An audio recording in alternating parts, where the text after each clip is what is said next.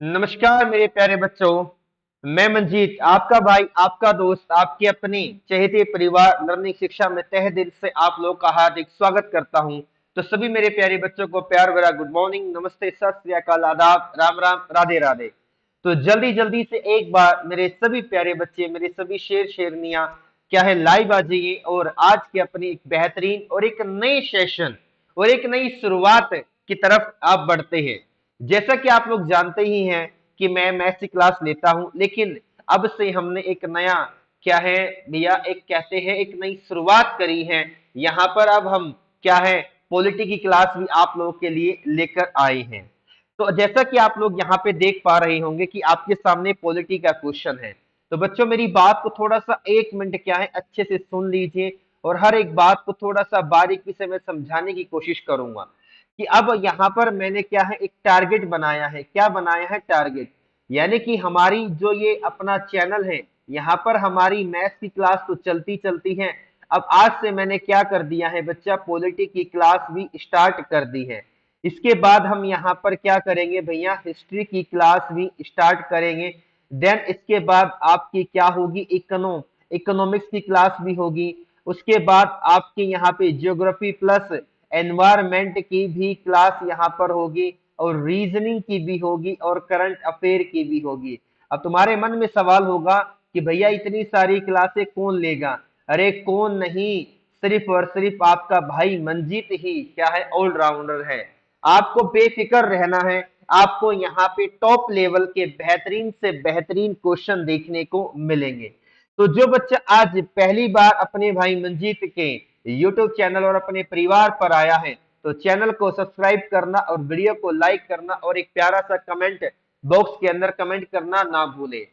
देखो यार, ये जो क्वेश्चन है, ऐसे बहुत सारे क्वेश्चन होंगे।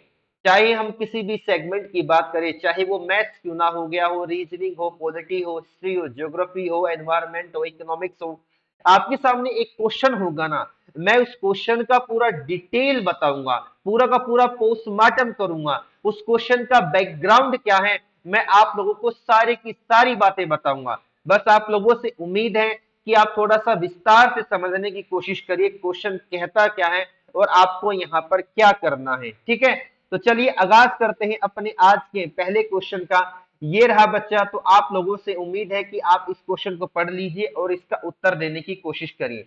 चलिए क्वेश्चन ने क्या कहा है, पढ़ते हैं। क्वेश्चन कहता है कि निम्नलिखित में से कौन सा शब्द भारतीय संविधान के 42वें संविधान संशोधन, यानी कि जो आपका 42 अमेंडमेंट हुआ था इंडियन कॉन्स्टिट्यूशन के अंदर, उसके बारे में यहाँ पर आप लोगों से जानकारी ले रहा है।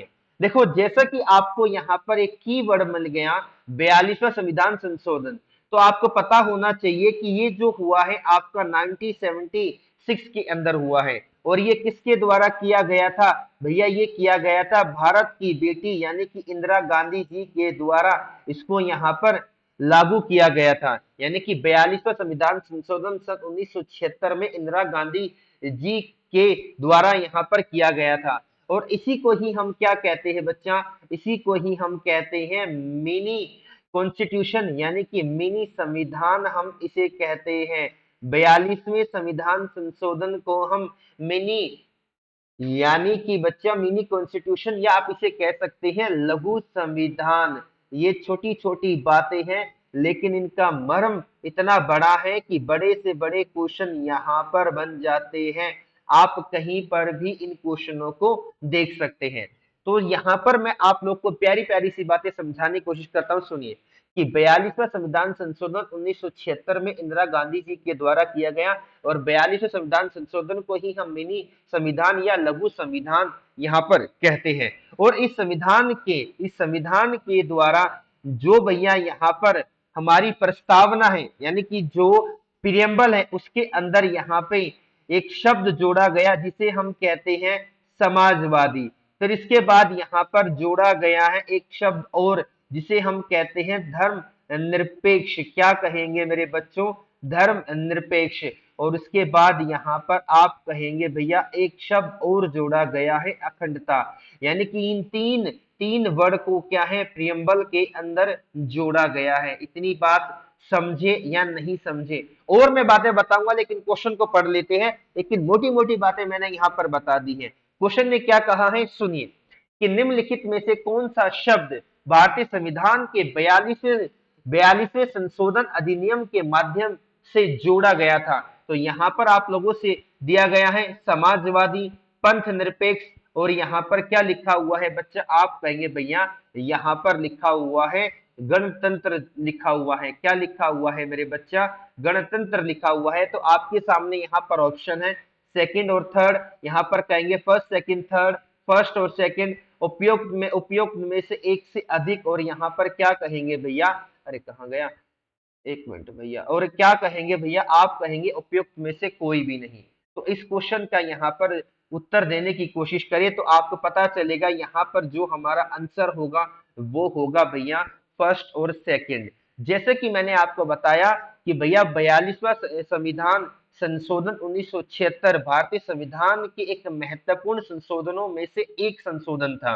इसे इंदिरा गांधी जी की अध्यक्षता में भारतीय राष्ट्रीय कांग्रेस द्वारा अधिनियमित किया गया। इसे हम मिनी संविधान या लघु संविधान के नाम से भी जानते हैं।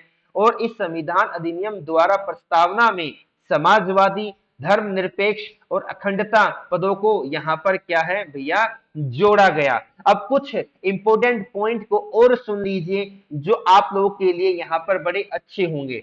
भैया जी सुनिए, जो 42वां संविधान संशोधन है इसके माध्यम से 5 विषयों को, किसको भैया, 5 सब्जेक्ट को, किसको है बच्चा, 5 सब्जेक्ट को राज्य सूची से समवर्ती सूची में ट्रांसफर कर दिया गया था।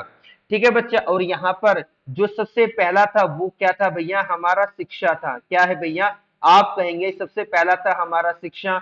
उसके बाद कहेंगे हम यहाँ पर वन, थर्ड यहाँ पर क्या था हमारा, यहाँ था बाट और माप। क्या है बच्चा, बाट और माप। अगर मैं यहाँ पर फोर्थ पॉइंट की बात करूं तो यहाँ पर आएगा न्याय प्रशासन। क्या आएगा मेरे लाडलो, न्याय प्रशासन। और जो लास्ट पॉइंट यहाँ पर जोड़ा गया था वो जोड़ा गया था वन्य जंतुओं, क्या लिखेंगे, वन्य जंतुओं और पक्षियों का संरक्षण, वन्य जंतुओं और पक्षियों का संरक्षण। ये जो 5 ऐसे विषय थे, यानी कि 5 ऐसे सब्जेक्ट थे जो आपका राज्य सूची से समवर्ती सूची के अंदर क्या कर दिए गए थे भैया, आप लोगों के ट्रांसफर कर दिए गए थे। चलिए भाई अगले क्वेश्चन की तरफ आते हैं। अगला क्वेश्चन यहाँ पर बड़ा ही प्यारा क्वेश्चन है, तो थोड़ा सा इसको डिटेल में समझने की कोशिश करने से पहले क्वेश्चन को पढ़ लीजिए। क्वेश्चन की डिमांड क्या है उसको आप यहाँ पर देखिए।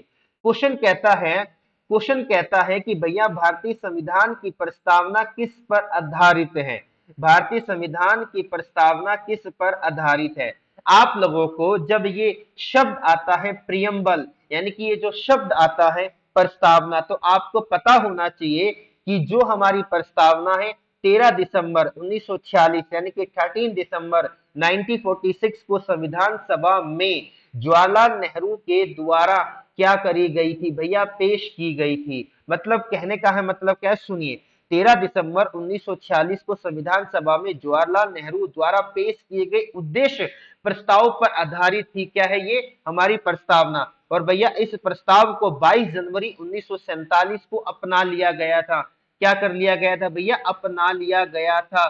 समझे या नहीं समझे, बेसिक सी बात है। क्या यहाँ से हमें भारत के दर्शन की बात आती है भैया, प्रस्तावना में ऐसा कुछ नहीं है। धार्मिक अवधारणा की बात होती है, ऐसा कहीं पर भी नहीं देखने को मिलता। लेकिन इसको पढ़ते हैं जब आप कि उद्देश्य प्रस्ताव का जो मसौदा तैयार किया गया और पंडित नेहरू द्वारा पेश किया गया। आपको पता ही है, मैंने अभी बताया कि भैया 13 दिसंबर, क्या है भैया 13 दिसंबर 1946 को जवाहरलाल नेहरू के द्वारा क्या है भैया इसे पेश किया गया था। इतनी बात समझे या नहीं समझे। अब मैंने कहा था ना कि भैया क्वेश्चन का क्या करना है, पोस्टमार्टम करना है। तो चलिए क्वेश्चन का पोस्टमार्टम करते हैं। अब भैया जो हमारा ये प्रस्तावना है, जो हमारी ये प्रियम्बल है, इससे हमें क्या क्या पता चलता है, तो सुनिए मेरी बातों को। प्रस्तावना मूल रूप से निम्नलिखित चीजों यानी कि वस्तुओं का एक विचार देती है। मतलब ये बताती है, मतलब ये हमें क्या क्या बताती है ये समझने की कोशिश करिए। अब देखिए प्रस्तावना क्या है, आप कहिए भैया ये हमारा क्या है, सोर्स ऑफ कॉन्स्टिट्यूशन, यानी कि ये हमारा संविधान का स्रोत है। अगर मैं अगले पॉइंट की बात करूं भैया, यहाँ पर क्या है, ये भारतीय राज्य की जो प्रकृति है उसको यहाँ पर बताती है। इसके बाद अगर बात करें इसके उद्देश्यों को क्या करता है, ये यहाँ पर विवरण किया गया है। फिर उसके बाद आता है और इसमें इसे अपनाने की तिथि के बारे में यहाँ पर बात किया गया है। आपको पता होना चाहिए कि भारत के संविधान की प्रस्तावना के पीछे जो आदर्शों को जवाहरलाल नेहरू के उद्देश्य प्रस्ताव द्वारा निर्धारित किया गया था, जिसे 22 जनवरी 1947 को संविधान सभा द्वारा क्या है भैया यहाँ पर अपना लिया गया। और एक बात को और सुन लीजिए, अगर आपको यहाँ पर एक बात और पता होनी चाहिए कि भैया जो ये प्रस्तावना है अदालत में लागू, यानी कि भैया यहाँ पर चैलेंज करने के योग्य नहीं है। प्रस्तावना संविधान के उद्देश्य को बताती है, और जब भाषा अस्पष्ट पाई जाती है ना, तो यहाँ पे जो लेख होते हैं इसकी व्याख्या से ही, मतलब इस प्रस्तावना की मदद से ही क्या है भैया हम यहाँ पे चीजों को समझने की कोशिश करते हैं। ठीक है, और देखो भाई एक्चुअली क्या है, आज मेरी फर्स्ट क्लास है तो मुझे थोड़ा सा यहाँ पे हेजिटेशन हो सकती है, लेकिन क्या है बच्चा, आप लोगों का साथ अगर रहेगा तो काफी अच्छे लंबे सफर तक हम यहाँ पर क्या है भैया चलते रहेंगे। तो यहाँ पर आपका जो उत्तर आएगा, आप लोगों का यहाँ पर जो आंसर आएगा वो हमारा क्या आएगा भैया, option number third will be the right answer. चलिए भाई अगले क्वेश्चन की तरफ आ जाते हैं। अगले क्वेश्चन को यहाँ पर क्या कहता है, उस क्वेश्चन का जवाब दीजिए और बताइए मुझे क्वेश्चन ने क्या कहा है। क्वेश्चन कहता है कि भारतीय संविधान के अनुसार निम्नलिखित में से कौन सा कथन भारतीय धर्मनिरपेक्ष राज्य के बारे में गलत है, यानी कि आपको यहाँ पर क्या बताना है, रोंग बताना है। ठीक है बच्चा, तो पहला ऑप्शन क्या है, पहला ऑप्शन कहता है कि भारतीय राज्य किसी भी विशिष्ट धार्मिक समूह द्वारा शासित नहीं है। ठीक है भाई, अगले ऑप्शन की बात करते हैं कि राज्य किसी विशेष धर्म को लागू नहीं करता है और ना ही व्यक्तियों को धार्मिक स्वतंत्रता को छीनता है, ना ही व्यक्तियों की धार्मिक स्वतंत्रता को छीनता है। अच्छा रे, ऐसा है। ठीक है भैया, राज्य सरकारी संस्थानों को एक विशेष धर्म के लिए विशिष्ट मूल्यों को प्रदर्शित करने और बढ़ावा देने की अनुमति देता है। क्या करता है भैया, बढ़ावा देने की अनुमति देता है। अच्छा रे भैया, प्रस्तावना हमें ये बताती है, मतलब भारतीय संविधान हमें ये बताता है। अच्छा भैया, तो यहाँ पर अगला क्या कहता है, उपरोक्त में से एक से अधिक और इसमें से कोई सा भी नहीं। तो इस क्वेश्चन को यहाँ पर समझने की कोशिश करिए। लेकिन अब यहाँ पर एक शब्द आपने देखा जिसे हम कहेंगे भैया धर्मनिरपेक्ष। अब इसका मतलब क्या होता है, आखिर ये कहना क्या चाहता है, इस बात को डिटेल में समझिए।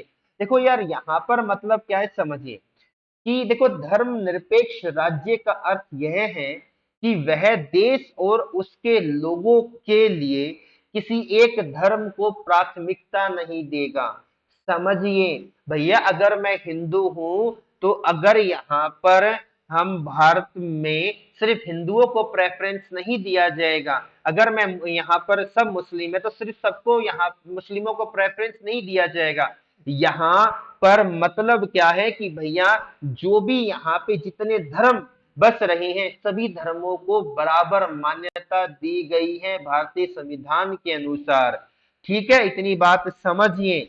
धर्मनिरपेक्षता एक ऐसा सिद्धांत है, एक ऐसा प्रोसेस है जहां सभी धर्मों को राज्य द्वारा समान दर्जा, मान्यता और समर्थन दिया गया है। इतनी बात को समझे या नहीं समझे, और राज्य यहाँ पर किसी भी धर्म को अलग से बढ़ावा देने को क्या है भैया समर्थन नहीं करता है। इतनी बात हमेशा याद रखना। मेरी बात समझे या नहीं समझे, यहाँ पर क्या बोला कि राज्य सरकारी संस्थानों को एक विशेष धर्म के लिए विशिष्ट मूल्यों को प्रदर्शित करने और बढ़ावा देने की अनुमति करता है। अरे क्या भैया, जो राज्य का मतलब यहाँ पर क्या है, सरकार। क्या भैया यहाँ पर आपको कोई क्या है, मतलब ऐसा सरकारी संस्थान देखने को मिलता है जो अपने विशेष धर्म को क्या है भैया आगे बढ़ाने की कोशिश कर रहा है? तो आप कहिए नहीं भैया। तो यहां से जो उत्तर होगा जो गलत है वो आप लोगों का क्या हो जाएगा भैया, आप लोगों का यहाँ पर हो जाएगा ऑप्शन नंबर थर्ड। और आप लोगों को देखो, अगर मैं बात करूं यहाँ पर आर्टिकल 28 किसकी बात की जाए बच्चा, अगर हम बात करें यहाँ पर आर्टिकल 28 के अनुसार कोई भी सरकारी संस्था धार्मिक निर्देश नहीं दे सकती या धर्म से संबंधित मूल्यों को बढ़ा नहीं सकती, स्पष्ट रूप से अनुच्छेद 28 के अंदर लिखा गया है। समझे या नहीं समझे, इतनी बात आप लोगों को पता होनी चाहिए, पढ़े लिखे बच्चे हो। अगर एक शब्द और यहाँ पर आप देखोगे, यानी कि धर्मनिरपेक्ष क्या है बच्चा, अगर मैं यहाँ पर देखूं धर्मनिरपेक्ष, तो आपको मैंने अभी पहले क्वेश्चन में बताया कि भैया धर्मनिरपेक्ष शब्द को प्रस्तावना में 42वें संविधान संशोधन सन 1976 में शामिल किया गया, जिसका साधारण रूप में अर्थ क्या था कि भारत में सभी धर्मों को राज्यों से समान सम्मान, सुरक्षा और समर्थन प्राप्त होगा। ठीक है, इतनी बात समझे या नहीं समझे, अरे हाँ या ना। ठीक है, तो आप लोगों को बेसिक बेसिक सी बात पता होना चाहिए कि मैंने अभी बताया कि 42वें संविधान संशोधन 1976 के अंदर हमारा जो यहाँ पे शब्द था धर्मनिरपेक्ष, इसको क्या है इंक्लूड यहाँ पर किया गया है। क्लियर है, तो यहां से आपको पता चला कि आप लोगों का जो उत्तर है, जो आप लोग का उत्तर है वो ऑप्शन नंबर थर्ड हो जाएगा। मैंने यहाँ पर अनुच्छेद भी बताया कि कौन से अनुच्छेद के अंदर यहाँ पर स्पष्ट रूप से क्या है मनाही है सरकारी संस्थानों को किसी विशेष धर्म को आगे बढ़ावा देने के लिए, अनुच्छेद 28 में। ठीक है, अगले क्वेश्चन की तरफ बढ़ जाते हैं। क्वेश्चन नंबर 4 यहाँ पर क्या कहता है, क्वेश्चन नंबर 4 की तरफ यहाँ पर बढ़ने से पहले क्वेश्चन को पढ़िए और ध्यान से समझने की कोशिश करिए। संविधान के प्रस्तावना की कानूनी और वैधानिक प्रकृति क्या है, यह परिवर्तनीय है, यह परिवर्तनीय नहीं है, इसे विशेष परिस्थितियों में लागू किया जा सकता है, या इनमें से कोई भी नहीं। ऑप्शन यहाँ पर आपके सामने, बताइए क्या है। आप लोगों को मैंने पहले पहले ही क्वेश्चन में बताया था कि भैया वो भारतीय जो संविधान की प्रस्तावना है, ये किसी भी अदालत के अंदर भैया जी चैलेंज करने के लिए एलिजिबल नहीं है, तो ये परिवर्तनीय तो नहीं होगी। इतनी बात समझे या नहीं समझे, अब मेरी बात सुन लीजिए। हमारे संविधान की प्रस्तावना संविधान का हिस्सा है, आपको पता है, लेकिन अदालतों द्वारा लागू करने योग्य नहीं है, यानी कि इसके अंदर जो बातें लिखी गई है हम इसे लागू नहीं कर सकते। इसका मतलब है कि जो अदालतें प्रस्तावना में अंतर्निहित विचारों को लागू करने के लिए भारत सरकार के खिलाफ आदेश पारित नहीं कर सकती, लेकिन उन्हें क्या है भैया सुझाव दे सकती है कि भैया आप इस काम को लागू कर लीजिए, और जब राज्य उस काम के लिए क्या है भैया क्या एलिजिबल होगा तो वो काम अपने आप कर लिया जाएगा। इतनी बात समझे या नहीं समझे भैया जी, मेरी बात को बिल्कुल ध्यान से समझने की कोशिश करना। और यहाँ पर एक शब्द आया है प्रस्तावना, आपको दोबारा, अरे कहाँ गया, आपको यहाँ पर थोड़ा सा ध्यान से देखने की कोशिश करना। क्या कि देखिए, प्रस्तावना एक प्रारंभिक वक्तव्य है जो संविधान के लक्ष्यों और उद्देश्यों को स्पष्ट करता है। इसके अनुसार भारतीय संविधान की जो प्रस्तावना है भारतीय संविधान के मूल तत्व में निहित है। प्रस्तावना मतलब क्या है, देखो संपेक्ष क्या नाम है, संविधान के उद्देश्यों को दो तरीकों से समझाती है। पहला क्या है कि शासन की संरचना के बारे में, और दूसरा स्वतंत्र भारत में हासिल और ग्रहण किए जाने वाले जो आदर्श है उनके बारे में। और आपको पता होना चाहिए कि भैया संविधान जो क्या मतलब प्रस्तावना है संविधान की कुंजी या आत्मा कहा जाता है। भैया जी प्रस्तावना को हम संविधान की कुंजी या भैया संविधान की आत्मा कहते हैं। इतनी बात आपको पता होनी चाहिए। और इसका जो आंसर था वो मेरा क्या था, ऑप्शन नंबर यहाँ पर मेरा सेकंड था। मैं एक बार चेक कर लेता हूं यहाँ पे चीजें चल रही है प्रॉपर तरीके से या नहीं चल रही है। आप कहेंगे बिल्कुल भैया गजब, अरे ये क्या हो गया, गजब तरीके से क्या है यहाँ पर दौड़ रही है। तो चलिए अगले क्वेश्चन की तरफ यहाँ पर बढ़ जाते हैं। अगले क्वेश्चन का यहाँ पर क्या है आंसर देने की कोशिश करें और बताइए क्या कहता है। बड़ा ही प्यारा और मधुर क्वेश्चन है, बताइए, सुनिए क्वेश्चन को देखिए क्या कहता है कि निम्नलिखित में से किसे पंडित ठाकुरदास भार्गव द्वारा संविधान की आत्मा के रूप में वर्णित किया गया है। अरे ढक्कनों, मैंने अभी बताया तुम्हें कि भैया हम यहाँ पर संविधान की प्रस्तावना को क्या भैया क्या है, संविधान की कुंजी या आत्मा भी कह सकते हैं। तो क्या आप यहाँ पर क्वेश्चन का आंसर देने में असमर्थ हैं? यहाँ पर पूछा क्या है, संविधान की आत्मा पूछी है, और संविधान की आत्मा क्या है, संविधान की प्रस्तावना यानी कि प्रियम्बल ऑफ कॉन्स्टिट्यूशन। इतनी बात समझ में आई या नहीं आई? मेरी बात को समझ लीजिए भैया।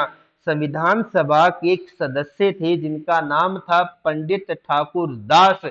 भार्गव ने प्रस्तावना के महत्व को निम्नलिखित शब्दों में व्यक्त किया था। उन्होंने बताया क्या था, सुनिए। उन्होंने कहा था कि भैया जो प्रस्तावना है संविधान का सबसे प्रमुख भाग है, यह संविधान की आत्मा है, यह संविधान की कुंजी है, यह संविधान का एक गहना है, यह एक उचित पैमाना है जिससे कोई भी संविधान के मूल्य को माप सकता है। इतनी बात समझे या नहीं समझे? और आपको पता होना चाहिए कि 26 नवंबर 1949 को संविधान सभा द्वारा इसे अपनाया गया था और 26 जनवरी 1950 को इसे लागू किया गया, और जिसके बाद भारत में गणतंत्र दिवस के रूप में इसे क्या है भैया, मनाया जाता है। बोलो हाँ या ना? इतनी बात समझे या नहीं समझे?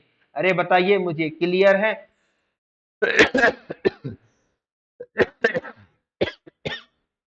क्लियर है या नहीं है? बिल्कुल क्लियर है। चलिए भाई, और देखो एक बात और बताता हूं। देखो अब यहाँ पर अगर हम अंदर घुस ही रहे हैं तो प्रस्तावना के बारे में आपको पता होना चाहिए कि देखो 1960 की बात करते हैं हम, किसकी बात करते हैं भैया, 1960 की बात करते हैं। तो यहाँ पर एक केस आता है जिसका नाम क्या है, बेरूबारी केस। क्या आता है बच्चा? बेरूबारी केस। थोड़ा सा ध्यान से देखना। 1960 के अंदर एक बेरूबारी केस आता है, और फिर 1973 में हमारा यहाँ पर आता है केशवानंद भारतीय केस। क्या आता है बच्चा? केशवानंद भारतीय केस। अब भैया इन दो केस के अंदर क्या हुआ, जहां पर प्रस्तावना में आपको महत्वपूर्ण बदलाव देखने को मिलेगा। सुनिए, बेरूबारी केस 1960 में सुप्रीम कोर्ट ने कहा कि प्रस्तावना संविधान का हिस्सा नहीं है। सुनिए, जो हमारी प्रस्तावना है ये इंडियन कॉन्स्टिट्यूशन यानी कि भारतीय संविधान का हिस्सा नहीं हो सकती। लेकिन 1973 में जब भारत को क्या नाम है, केशवानंद भारती का केस आता है, तो इन्होंने एक बहुत बड़ा निर्णय यहाँ पे सुप्रीम कोर्ट देती है और कहती है कि प्रस्तावना संविधान का हिस्सा है और संसद की संशोधन शक्ति के अधीन है। यानी कि संसद इसमें क्या नाम है, संशोधन कर सकती है, जैसा कि संविधान के किसी अन्य प्रावधान के अंदर करती है। बस शर्त यह है कि संविधान की मूल संरचना को क्या है, ठेस ना पहुंचे। भाई सर्वोच्च न्यायालय ने स्पष्ट कर दिया कि संविधान ये ये जो प्रस्तावना संविधान का हिस्सा होने के साथ साथ भैया जी क्या है, यहाँ पे संशोधन हो सकता है, लेकिन उसके मूल ढांचे में क्या है, बदलाव नहीं कर सकती। और एक बात और सुन लीजिए, इस समय सर्वोच्च न्यायालय द्वारा यह स्पष्ट कर दिया गया कि संविधान का एक हिस्सा होने के नाते प्रस्तावना को जो अनुच्छेद 368 है यानी कि 368 है भैया जी, इसके तहत किए गए संविधानिक संशोधनों के अधीन किया जा सकता है, लेकिन इसकी मूल संरचना के अंदर क्या है भैया, बदलाव नहीं होना चाहिए। और एक बात और याद रखना, यहां से आपको पता चला कि प्रस्तावना क्या है, संविधान की कुंजी, आत्मा, गहना ये है। लेकिन यहाँ पर हमारे भीमराव अंबेडकर साहब ने एक बात कही थी कि जो आप लोगों का आर्टिकल 32 है, क्या है भैया, अनुच्छेद 32 है, ये संविधान का हृदय और आत्मा है। क्या है बच्ची भैया, संविधान का हृदय और आत्मा है। इतनी बात आपको समझ में आई या नहीं आई? क्लियर है या नहीं है? और भैया जो संविधान क्या नाम है, संविधान का अनुच्छेद 32 है, ये क्या है भैया, यहाँ पर लिखा गया है संवैधानिक उपचार, संवैधानिक उपचार के अधिकार। ठीक है, इतनी बात समझे या नहीं समझे? क्लियर होगा, मेरे हिसाब से कोई दुख तकलीफ नहीं होनी चाहिए। चलो लाडलो, अगले क्वेश्चन की तरफ बढ़ जाते हैं। अरे आ जा भाई। अगला क्वेश्चन क्या कहता है, ध्यान से पढ़ना, बहुत अच्छे तरीके से यहाँ पर क्या है आप कहेंगे भैया, यहाँ पर हम चीजों को पढ़ सकते हैं। ठीक है भैया, तो देखिए कहता क्या है, सुनिए कि निम्नलिखित में से कौन सा शब्द हमारे संविधान की प्रस्तावना के अंदर नहीं लिखा गया है। क्या नहीं लिखा गया है, हमारी संविधान की प्रस्तावना के अंदर नहीं लिखा गया है, आपको ये पता होना चाहिए। और जैसा कि अगर आपको देखो आप तैयारी कर रहे हो तो एटलीस्ट मैं ये एक बात हमेशा कहता हूं कि आपको भारतीय संविधान की जो प्रस्तावना है वो कंटेस्ट होनी चाहिए। जैसे कि यहाँ पर क्या कहती है, सुनिए कि हम भारत के लोग भारत को एक संपूर्ण क्या नाम है प्रभुत्व संपन्न समाजवादी पंथ निरपेक्ष, सुनिए यहाँ पे शब्द आ रहे हैं उन बातों को, अरे यार ये कहाँ गायब हो गया। यहाँ पर क्या मतलब मैं बोल रहा हूँ, प्रस्तावना को सुन लेना ध्यान से कि हम भारत के लोग भारत को एक संपूर्ण प्रभुत्व संपन्न समाजवादी पंथ निरपेक्ष लोकतंत्रात्मक गणराज्य बनाने के लिए तथा इसके समस्त नागरिकों को सामाजिक आर्थिक राजनीतिक न्याय विचार अभिव्यक्ति विश्वास धर्म और उपासना की स्वतंत्रता प्रतिष्ठा और अवसर की समता प्राप्त कराने के लिए तथा उन सब में व्यक्ति की गरिमा और राष्ट्र की एकता तथा अखंडता सुनिश्चित करने वाली बंधुता बढ़ाने के लिए दृढ़ संकल्प होकर अपनी इस संविधान सभा में आज दिनांक 26 नवंबर 1949 को हम भैया इसे क्या करते हैं, इसे संविधान को अंगीकृत अधिनियमित और आत्मसमर्पित करते हैं। समझे या नहीं समझे बता दो मेरे प्यारे प्यारे ढकनों, मेरे प्यारे प्यारे बच्चों, आप लोगों को कोई दुख तकलीफ तो नहीं यहाँ पर हुई, मेरे हिसाब से तो आपको होना चाहिए।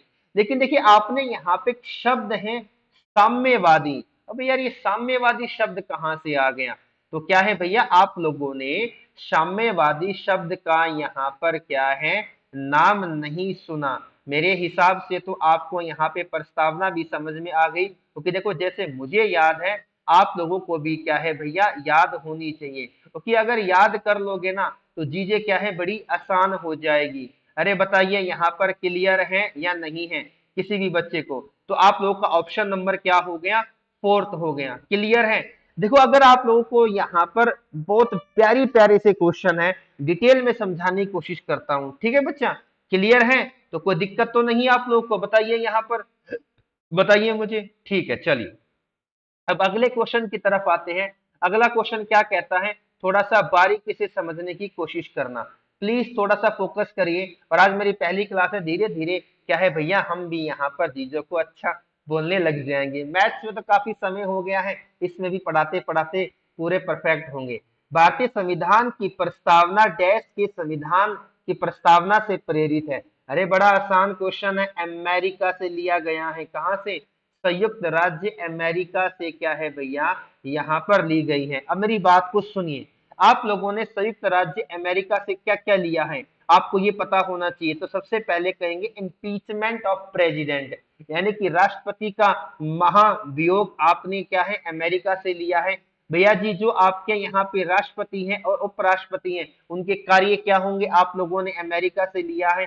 यहाँ पर अगर मैं बात करूं सर्वोच्च न्यायालय और उच्च न्यायालय के जो न्यायाधीशों की जो क्या नाम मतलब पदयुक्ति होगी, मतलब किस किस तरीके से उनको यहाँ पर पोजीशन मिलेगी वो यहाँ पर लिया गया है। यहाँ पर आप कहेंगे फंडामेंटल राइट्स लिया गया है, यहाँ पर जुडिशियल रिव्यू यानी कि न्यायिक समीक्षा ली गई है, और यहाँ पर कहेंगे भैया यहाँ पे सबसे मोस्ट इंपोर्टेंट जो पॉइंट लिया गया है न्यायपालिका की स्वतंत्रता। ये 5 ऐसे बिंदु हैं जो आप लोगों के संयुक्त राज्य अमेरिका से लिए गए हैं। कहां से लिए गए हैं मेरे बच्चा, संयुक्त राज्य अमेरिका से लिए गए हैं। इतनी बात समझे या नहीं समझे। और देखो यार आपको हमेशा याद रखना कि जो संविधान की प्रस्तावना है उसके अंदर जो मेन शब्द है, एक है संप्रभु समाजवादी धर्मनिरपेक्ष लोकतांत्रिक गणराज्य न्याय स्वतंत्रता समानता और भाईचारा।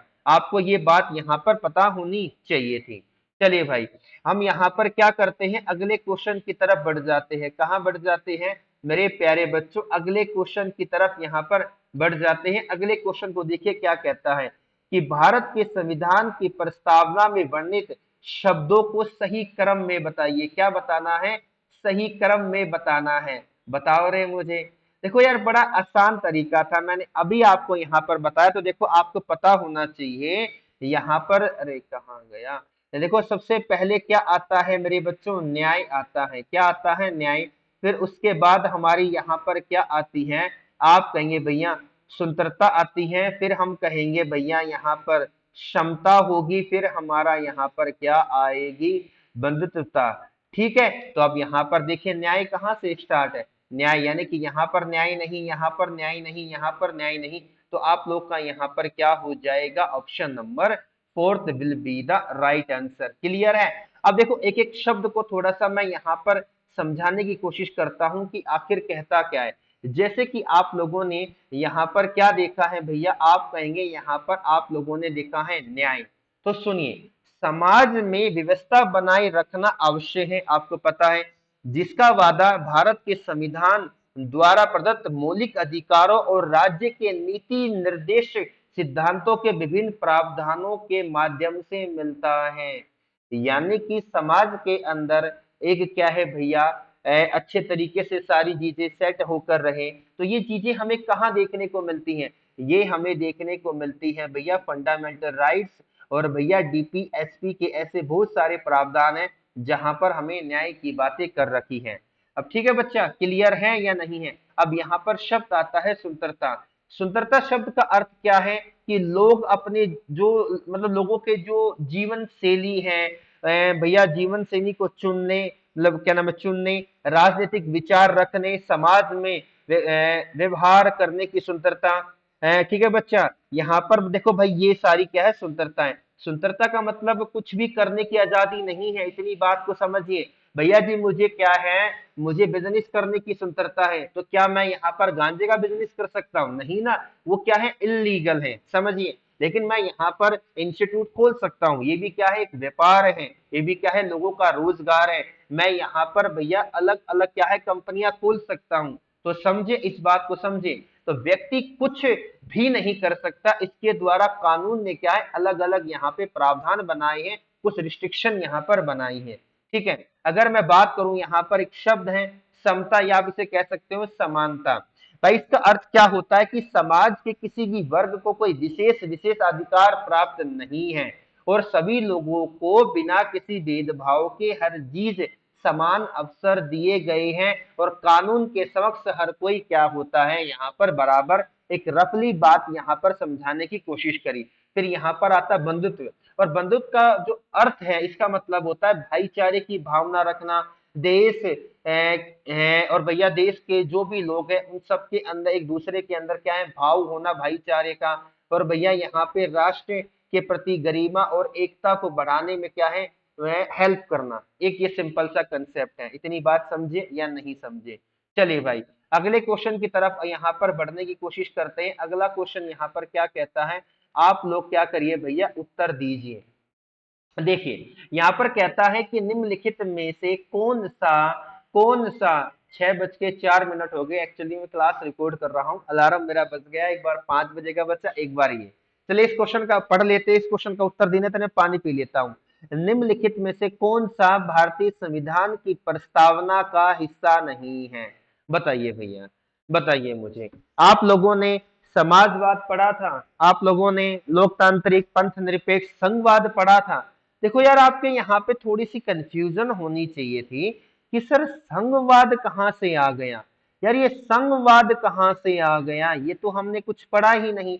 तो आप लोग का यहाँ से उत्तर क्या हो जाएगा? आपको पता चलना चाहिए, यहाँ से जो उत्तर होगा वो हमारा संघवाद होगा। अगर मैं बात करूं यहाँ पर कि 42वें संविधान संशोधन 1976 में यहाँ पे समाजवादी शब्द को जोड़ा गया, यहाँ पर पंथ निरपेक्ष शब्द को जोड़ा गया, इतनी बात पता है या नहीं है?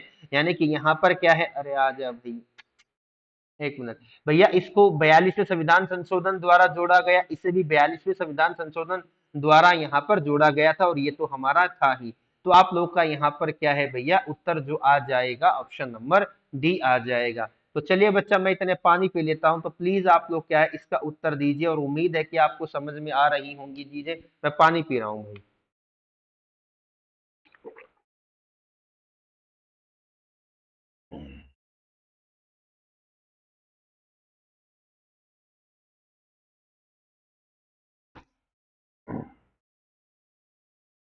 एक मिनट, क्लास देख लो भैया, चल रही है नहीं चल रही है, फिर तुम कहो।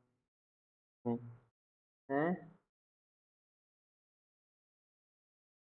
चलिए, बहुत बेहतरीन, बहुत गर्दा कटा हुआ है, मजा आएगा, दिल खुश हो जाएगा। कहाँ तक? यही था क्या? हाँ, बताना कौन सा क्वेश्चन था भैया।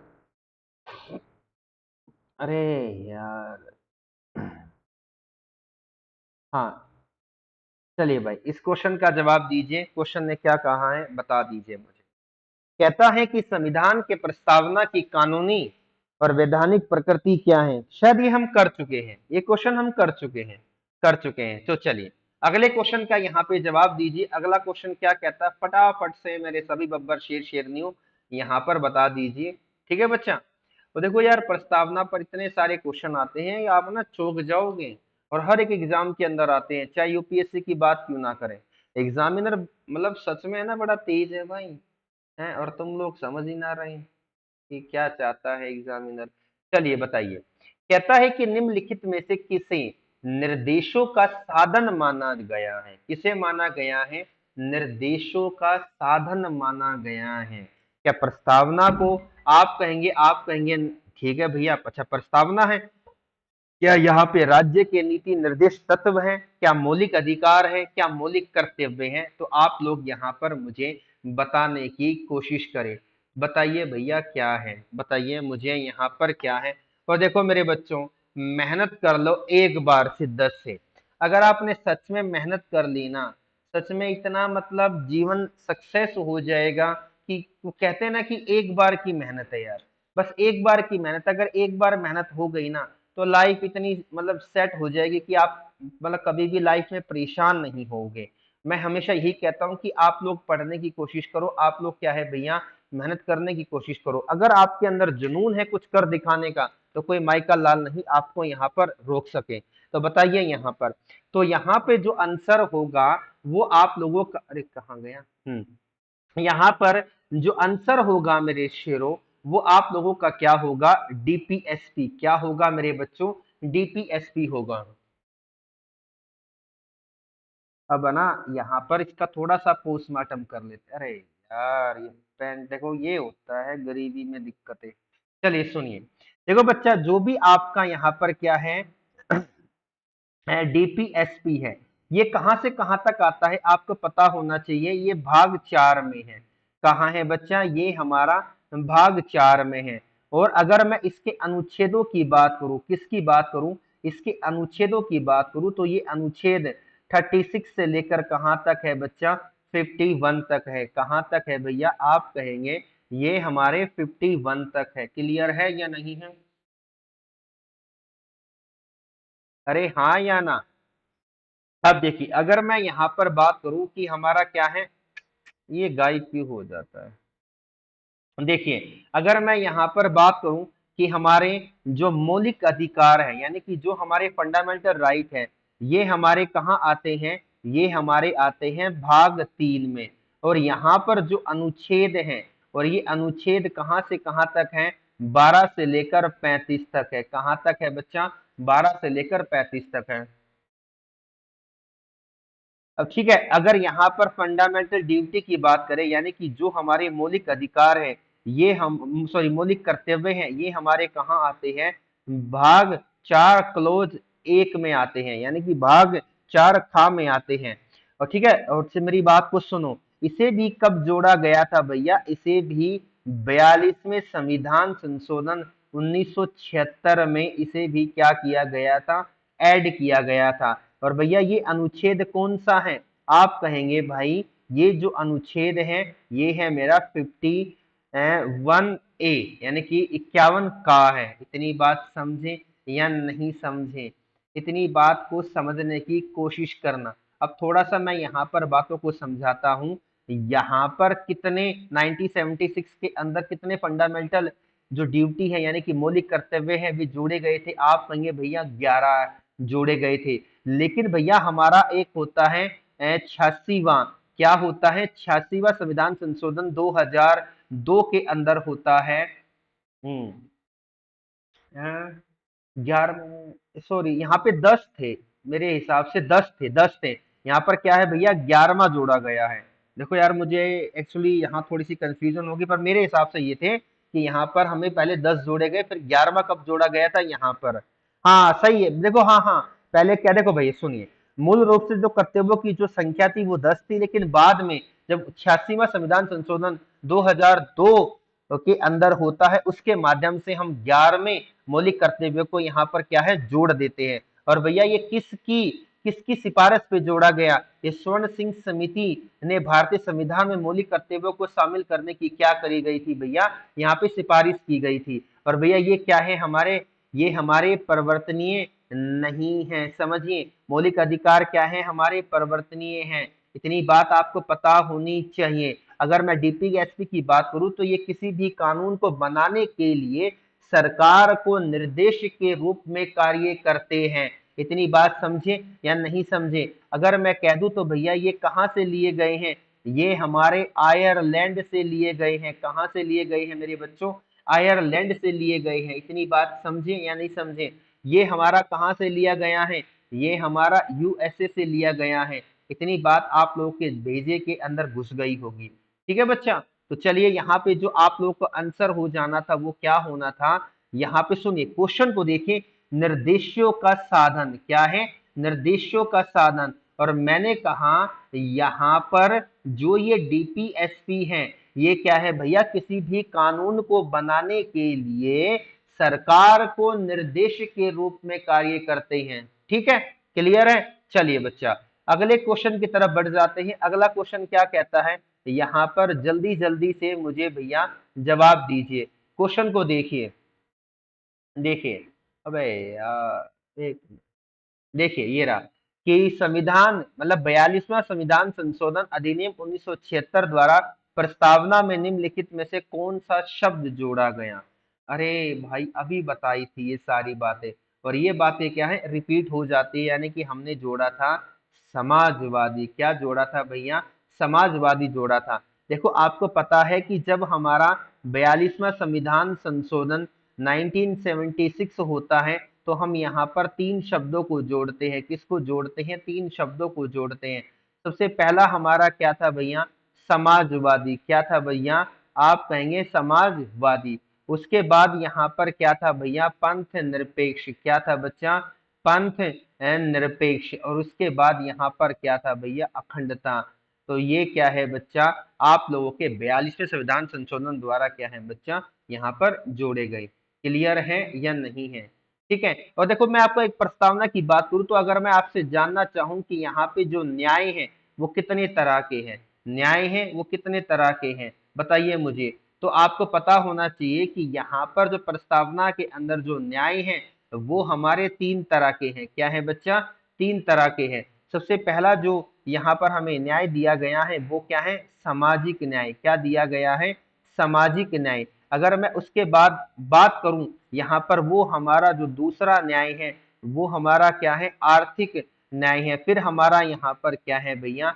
राजनीतिक न्याय है। क्लियर है या नहीं है? थोड़ा स्पीड बढ़ते हैं क्योंकि भैया 7 बजे मेरी दोबारा से क्या है क्लास है, 7 से 10। तो भैया मैं भी पूरी रात का जगा हुआ हूँ, तो थोड़ा सा सुबह 4 बजे से रिकॉर्डिंग करने लग गया था, क्योंकि पहले मैथ्स की करी, क्योंकि लाइव क्लास का सिस्टम मुझे नहीं आ रहा है समझ में, इसलिए भैया रिकॉर्ड कर करके डाल रहा हूँ। तो जिन बच्चों ने यार चैनल को सब्सक्राइब नहीं किया ना तो एटलीस्ट चैनल को सब्सक्राइब कर लो यार, वीडियो को लाइक कर लो। बड़ा अच्छा लगता है, दिल खुश हो जाता है जब आप लोग ऐसा करते हो। ठीक है, तो सुनिए, कहता है भारतीय संविधान की प्रस्तावना में न्याय शब्द निम्नलिखित में से किस रूप में नहीं आता?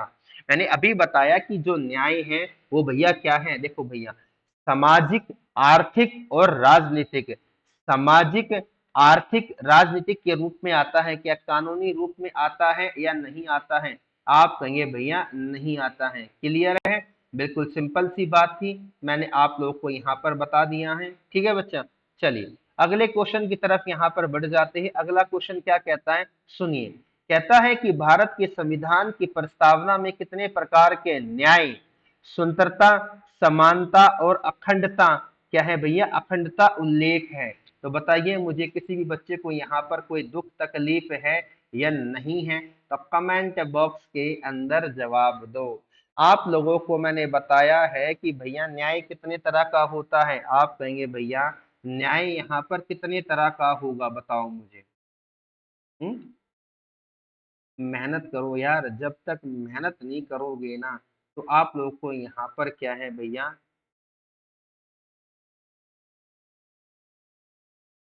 भारत के संविधान की प्रस्तावना में कितने प्रकार के न्याय, स्वतंत्रता, समानता, अखंडता का उल्लेख उसी क्रम में किया गया है, बताओ मुझे।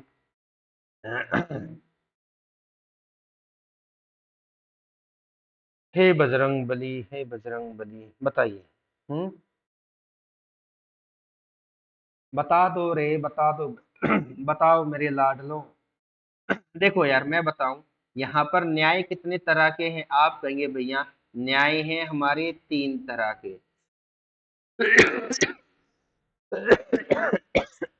आज तो यार चेस्ट में है ना चुभन सी भी हो रही है, पता नहीं यार, शायद टाइम आ गया वो।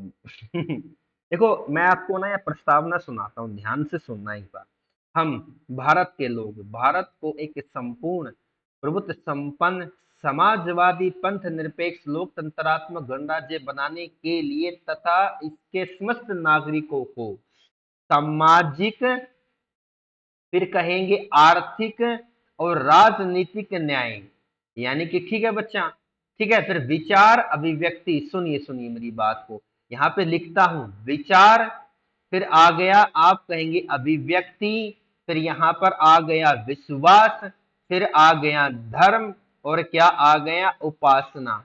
इतनी बात समझे या नहीं समझे। ये क्या है भैया, ये क्या है भैया, उसकी स्वतंत्रता है, क्लियर है या नहीं है। फिर यहाँ पर कहता है सुनिए, प्रतिष्ठा, क्या है भैया, प्रतिष्ठा और अवसर, क्या है भैया, प्रतिष्ठा और अवसर की समता। तो ये क्या है, ये है दे रखी है हमें यहाँ पर समता दे रखी है। ठीक है बच्चा, उसके बाद यहाँ पर क्या है, अखंडता, क्या है बच्चा, अखंडता। तो बताइए अब मुझे यहाँ पर क्या होगा, किस तरीके से होगा। तो सबसे पहले क्या है भैया, आप कहेंगे भैया यहाँ पर न्याय है, फिर क्या है, स्वतंत्रता है, फिर क्या है, समानता है, फिर क्या है, अखंडता है। तो मेरे हिसाब से तो आंसर ये होना चाहिए भाई, और तुम बताओ तो मुझे कुछ। देखो भाई, बड़ी मेहनत से आपके साथ जुड़ रहा हूँ, तो थोड़ा सा साथ जरूर दीजिए।